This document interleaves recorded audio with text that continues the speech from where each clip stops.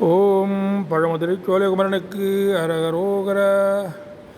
காரணமதாக வந்து புவிமீதே காலனனுகாதேந்து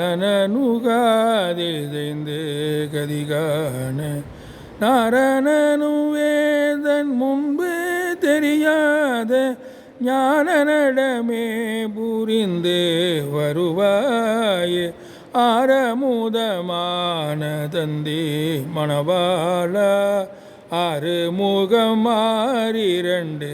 விழியோனே சூரர் கிளை மால வென்ற கதிர்வேலா சோலைமலை மேவி நின்ற பெருமாளே நாரணனும் வேதன் முன்பு தெரியாத ஞான நடமே புரிந்து வருவாயே சோலை மலை மேவி நின்ற பெருமாளே.